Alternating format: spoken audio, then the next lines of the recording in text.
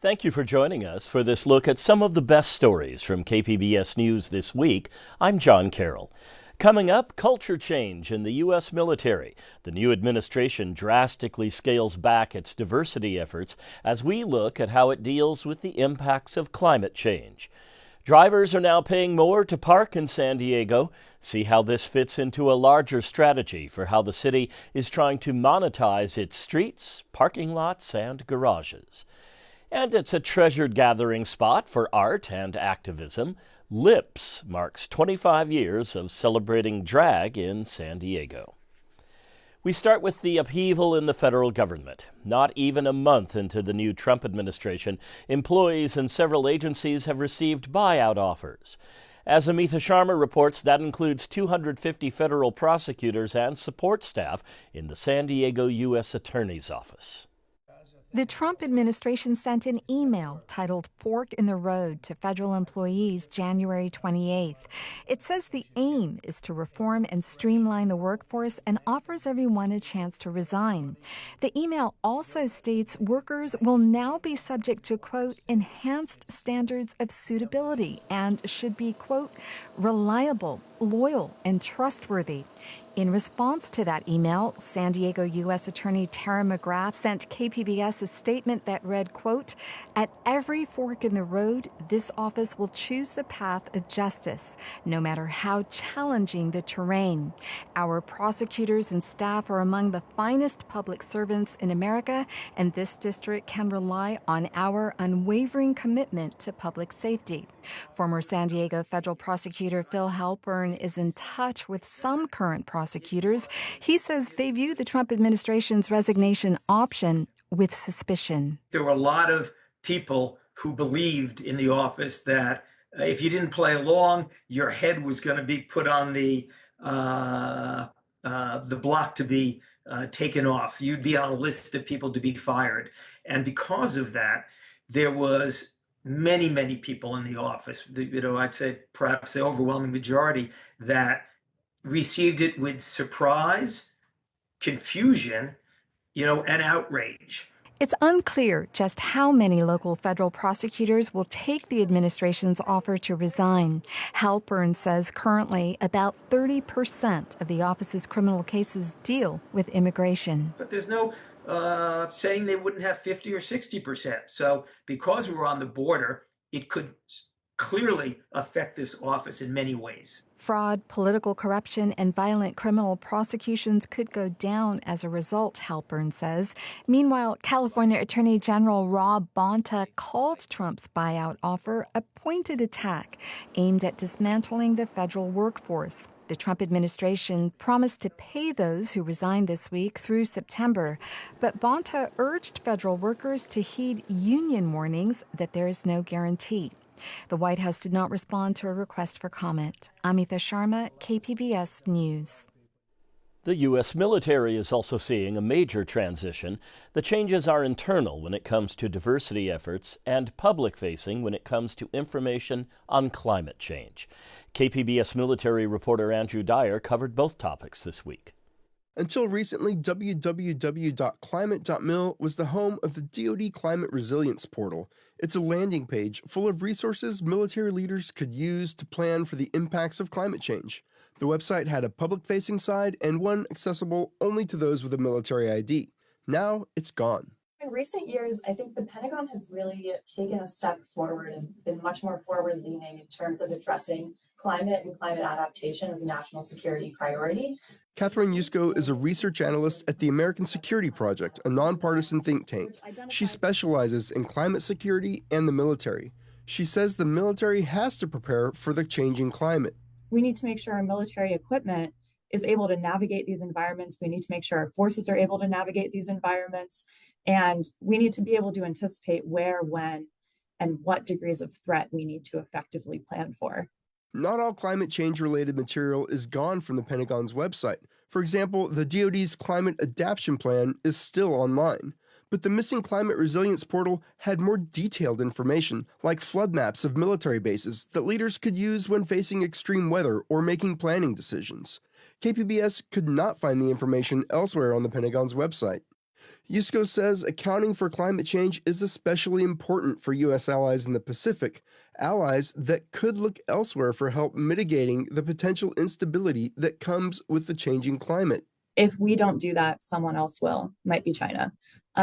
They know that this is an area that many of our partners are interested in, and they are leveraging that to the best of their ability. The Defense Department didn't respond to questions about when or why the climate resilience website was removed.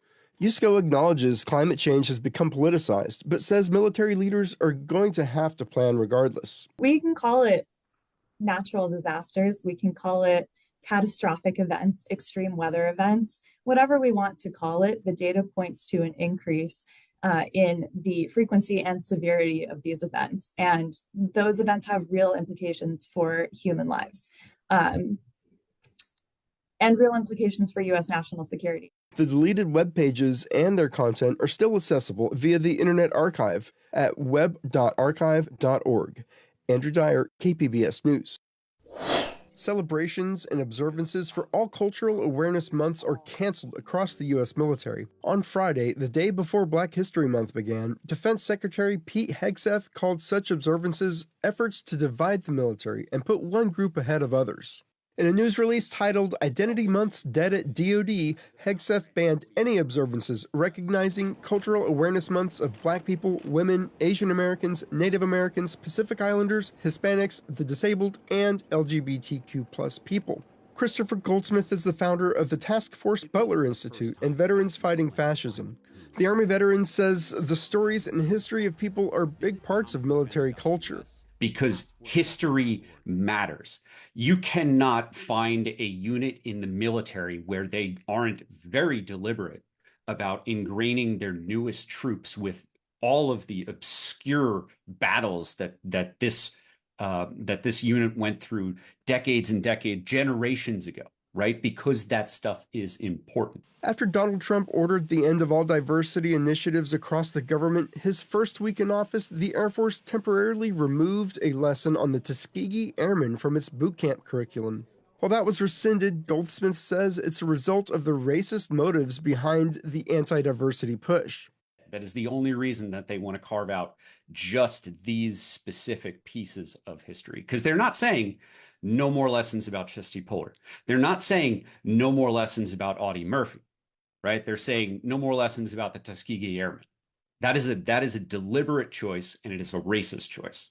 The president has also ordered the Pentagon to again institute a ban on transgender people in uniform. Goldsmith says these policies are going to hurt the military in the long run when it comes to recruiting and retention. The military is the most diverse organization on the planet. And it is a level of diversity that I think most of Americans don't necessarily think of all the time. Defense Secretary Pete Hegseth's office did not respond to a request for comment. Andrew Dyer, KPBS News. February is Black History Month, and we've already seen several events locally. One of those was hosted by the San Diego Unified School District, where the Black History Month flag was raised this week. Melissa May spoke with some of the students who took part. About 200 members of Black student unions from 10 different San Diego Unified schools gathered to commemorate the beginning of Black History Month. It's a moment for us as students to stand proud and united, knowing we're part of the history in the making. Students of all ages shared speeches and poetry, including kindergartner Malachi Connors. Black history taught me that you can become anybody you want to become. You can become anybody. You can become Martin Luther King, Ruby Bridges. You can become Steph Curry. You can become anybody you want. Malia Mims is a freshman at Patrick Henry High School. She says her school's Black Student Union has helped her learn about her culture. Throughout history, Black individuals have broken barriers and created opportunities where there once were none. This was not an easy task for them. The people who paved the way for us did not have a Wi-Fi or even basic human rights, yet they still managed to change the world. Their contributions have shaped the world where we live today, and their legacy continue to inspire us. Alicia Elzine is a project resource teacher with San Diego Unified. She says the students' messages are coming at an important moment.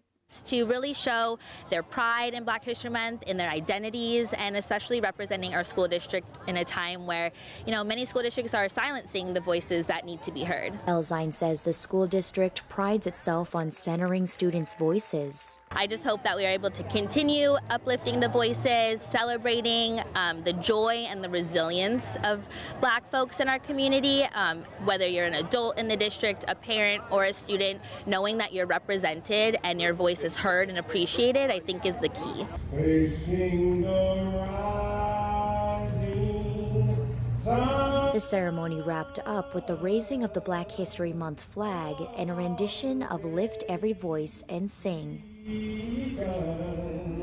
Let us march on till victory is won. Melissa May, KPBS News. Sign up for our newsletters to get a list of our most popular stories. Here are some from this week.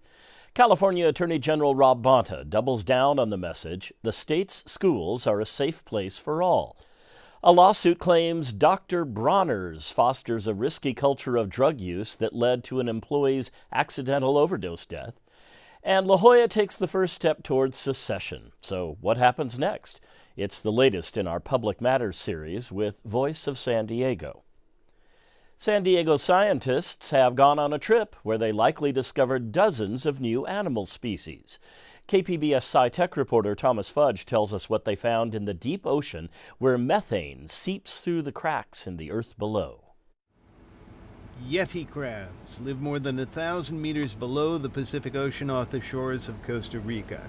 They were one of the creatures captured on film and in hand by a team of scientists led by Scripps Institution of Oceanography.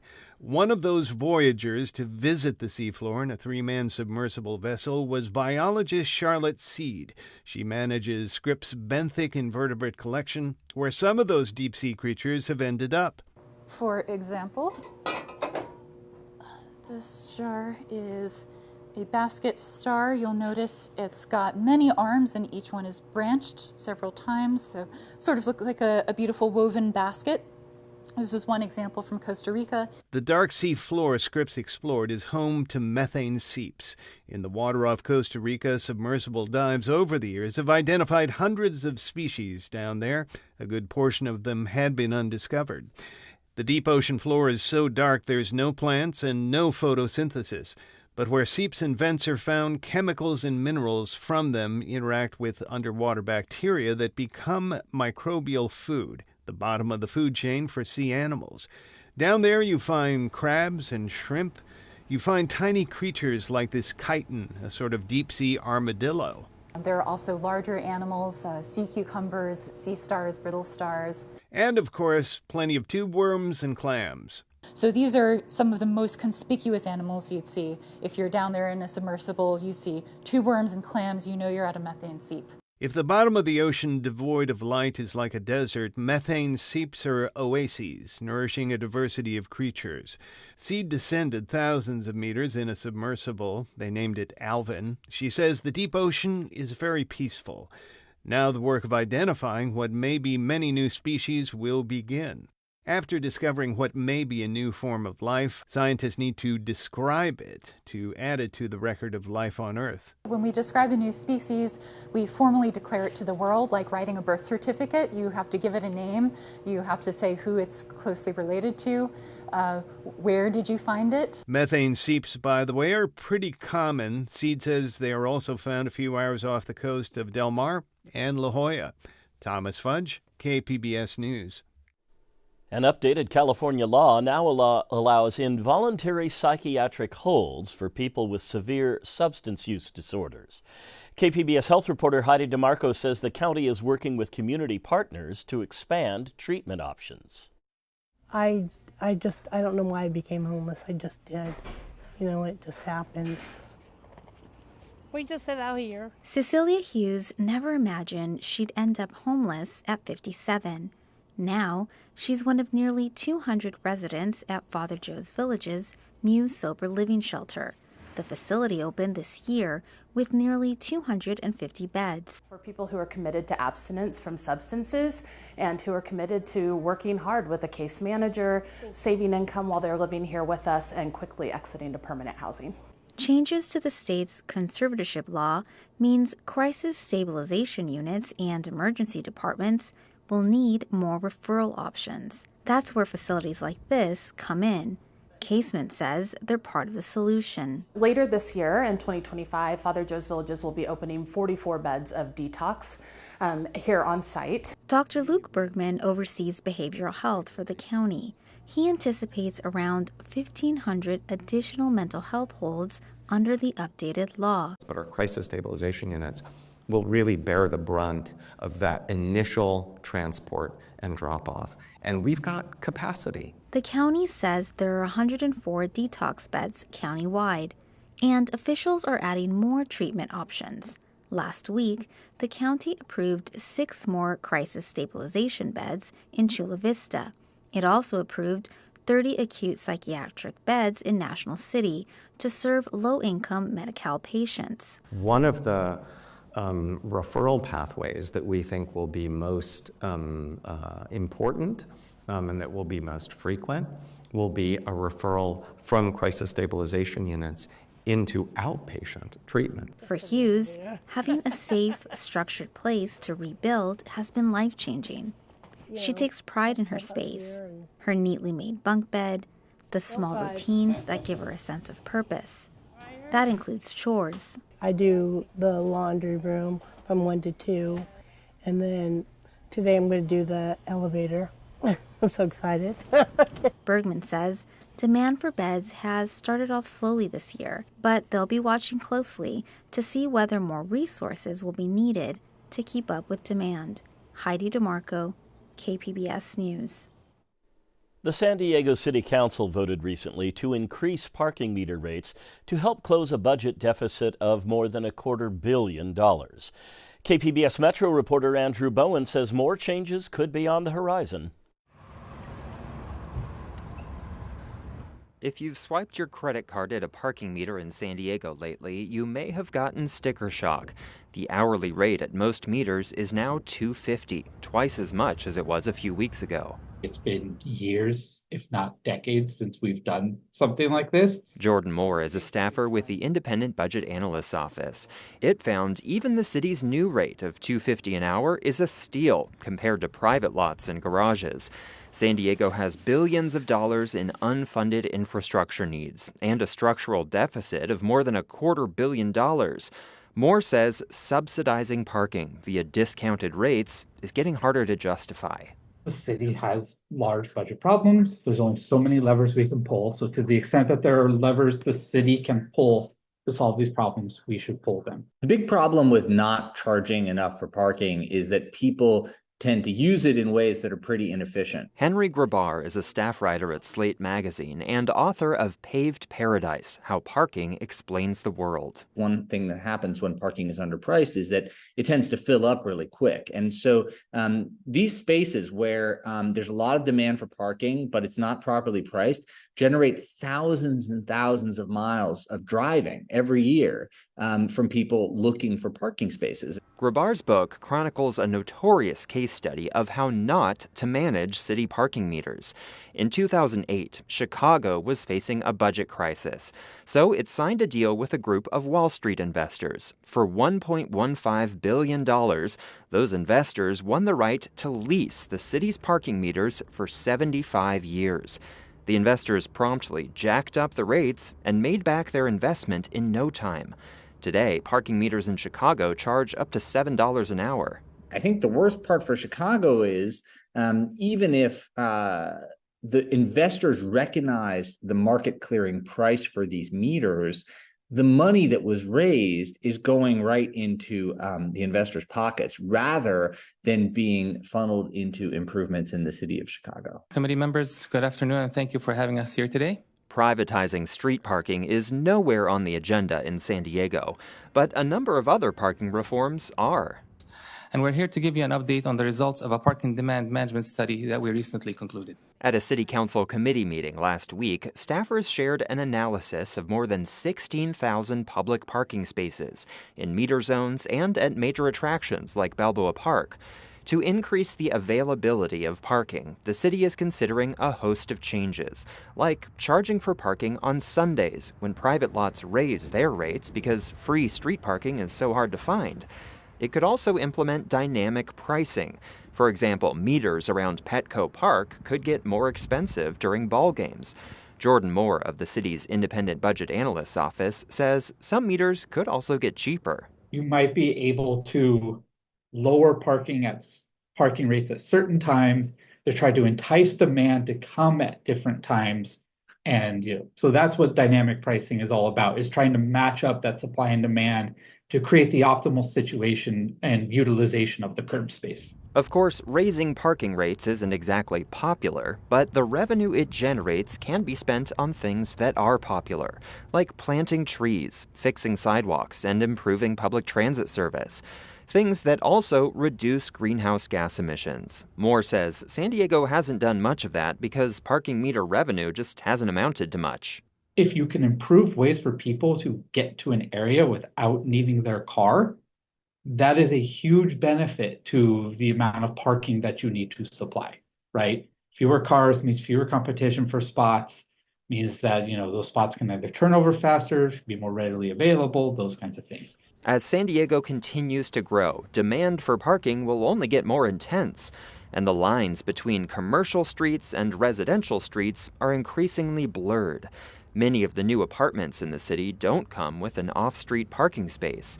But so far, all the reforms the city is contemplating are for short-term parking around businesses and attractions. Charging more residents for long-term street parking is not on the table, at least for now. Andrew Bowen, KPBS News. Andrew's story is an example of the in-depth feature reporting done by KPBS. You can find more on the KPBS YouTube page. Subscribe and get notified when new content is posted. Lips recently celebrated 25 years as San Diego's drag palace. KPBS Arts and Culture reporter Beth Accomando looks back on some of its history and its activism. Lips is an escape. It's a destination. Chuck E. Cheese for adults, literally. Once you get in here, it looks like a drag queen threw up in here. Whatever this is, I love it. You can leave everything outside once you cross our double doors and just give yourselves over to the place. The place vibrates to music played at 11 and is covered in so much glitter that the term gaudy pales under the brightly colored lights bouncing off the multiple disco balls. Lips was born out of the club culture of the late 80s and early 90s. Lips started in New York City. Then expanded west to San Diego. San Diego at that time was a small town playing dress up. But Lips raised the bar, says performer and show coordinator Tootie. Its first home was in Bankers Hill before landing on El Cajon Boulevard and taking over an old restaurant. I wish somebody had left that Bob's Big Boy because I always wanted to put a wig on him and put him out front again. I think he deserves to be here. Tootie remembers a photo shoot as she demolished the bathrooms. But it was all hands on deck. The girls, we were going to be out of work for 8 weeks, so the girls were all part of transforming the place. Now Tootie calls Lips one of the jewels of the boulevard. We have lines outside every night. We have limousines pulling up here. That was not this neighborhood before. So Lips has transformed this part of the boulevard. We've got more queens than Europe, let me tell you. For me, 25 years means an incredible amount of fun and fabulous work. It means an incredible wealth of goodwill between the audience and my cast. It means that we've created something that we can all be proud of. Earlier this month, Mayor Todd Gloria attended the Lips birthday party and paid tribute to both the establishment and what it stands for. And to this day, our drag performers are our best ambassadors.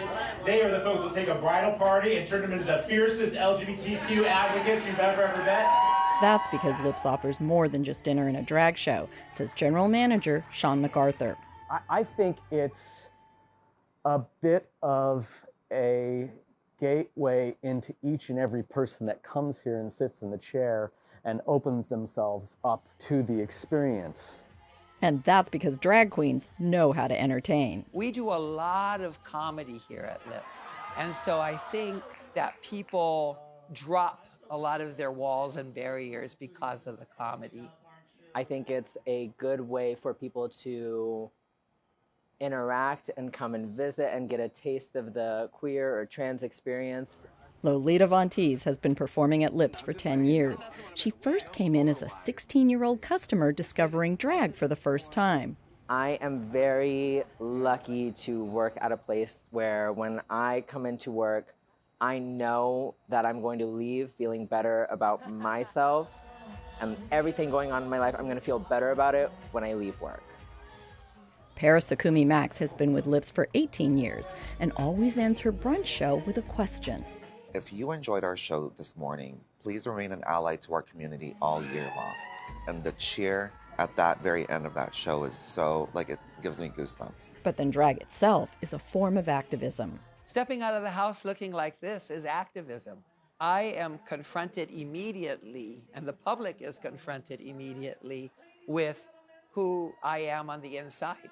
We live openly and honestly and authentically, and that is activism. And that's part of Lips' history. Just our visibility as a company in itself, I think in itself is activism, and showing folks that at the end of the day, we're just entertainers doing our thing and representing for our community.